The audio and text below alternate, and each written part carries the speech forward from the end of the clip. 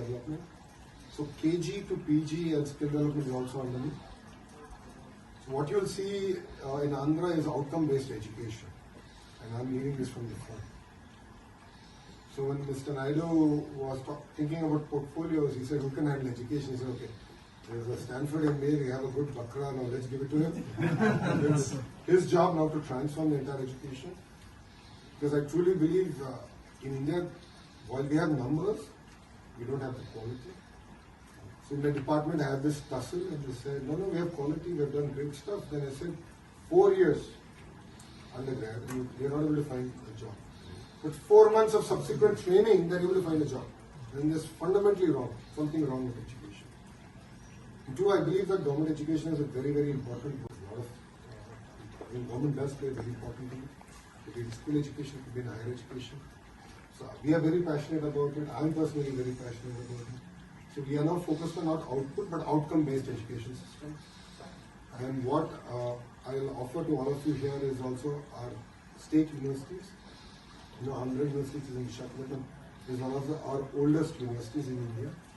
And what we're going to upgrade, we're going to be very research-centric. I was talking to a few of the colleagues here. Why should we promote India to American companies or European companies? Why can't we create such companies in India? And I think that's what excites us. And it's our time this time around. But for that, we need strong, high-quality education. We need the startup ecosystem. I think we need to do a lot more. His vision evolve, and just the opportunity that he is projected ahead of us, right, for but the country as well. I think one thing that's really interesting, we had a chance to talk a little bit last week, is Lokesh is one of the young leaders in India, right? And I think it's that we have a generational change going on, if you think about it, and India needs that kind of energy and vision. And it's something that he was talking about, just walking through every district in the state of Andhra Pradesh, which is just mind-boggling to think about, just the length of the state. And this kind of shows the breed of new leaders that are coming up. So I think what you're going to hear from him today is not... The mandate is quite clear. It's not just about welfare. It's about creating jobs. It's about creating a vibrant ecosystem. I think for a youngster like me, reinforced the need for educated people to actually enter politics. It's a very clear mandate with which they did. So all of you in Hyderabad, Bangalore, they were all beneficiaries of Y2K. I believe Andhra and India can now be the beneficiaries of the entire AI revolution. So as an IT electronics minister, but if you look at it, this is Naidu's 4th term as CM.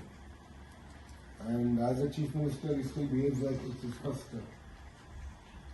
88 out of the 164 people who won on the alliance are first-time MLAs.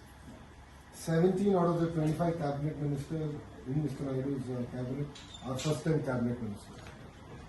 So that's the kind of energy and push with which we are here. If you look at it, out of the 175 seats, we won 164. That's a 92% strike rate. That's the second highest. Using WhatsApp as a platform on speed and ease of living. And basic government delivery, how can we make it better? And I was talking to a lot of the thought leaders here on how can we implement AI in governance and slowly remove the human element, which tends to create rent-seeking, inefficiencies in the system. How can we sort of transform the entire sector? Right in every term of his. So when he discussed this entire revolution with the Honorable Prime Minister, Modi ji, he said, let us do it in Andhra and you will take it to the nation. So I think everyone is looking at what we're going to do. Everyone is looking at what Andhra will do. And I think we will have a great model that we can now take it to the nation. Andhra Pradesh, all of you know, is now the new state post the bifurcation. It lends itself to unique opportunities. Crisis is an opportunity. And it lends itself to that opportunity to be manufacturing, mobility, to be renewable energy, to be the entire electronics manufacturing, which is China plus one strategy the world is adopting. It could be even things like aqua, defense, petrochem, because unlike other states which have capital in the center of their universe, because of historical reasons and geographic reasons. Everything is centered. In our case, we are like, let's decentralize, go to every district and transform each and every district.